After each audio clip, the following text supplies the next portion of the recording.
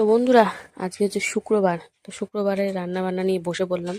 প্রথমে সোয়াবিন ভিজিয়ে দিয়েছি, আর সবজি সবজা নিয়েও সব কাটাকুটি করতে বসে গেছি। আজকে বাঁধাকপি হবে আর সোয়াবিন হবে। তো সব সবজি সবজা কেটে কুটে নিলাম, পেঁপে টেপে ছাড়িয়ে নিলাম, দু টুকরোই পেঁপে, শুধু মানে সেদ্ধ খাবো তাই। তারপরে দেখো একটু ধনে পাতা ছিল, ওইটাও একদম বেসন দিয়ে মুচমুচ করে বড়া করে নিলাম। সোয়াবিন আলু একদম নিরামিষভাবে একটা তরকারি, আর করেছিলাম কড়াইশুঁটি দিয়ে নিরামিষভাবে বাঁধাকপি। আর তো পাঁপড় ভাজা আমাদের থাকেই জানো। তো রান্নাবান্না কমপ্লিট, কর্তামশাই খেতে দিলাম ভাত, লেবু, ধনেপাতার বড়া, বাঁধাকপির তরকারি, সোয়াবিনের তরকারি আর পাঁপড় ভাজা।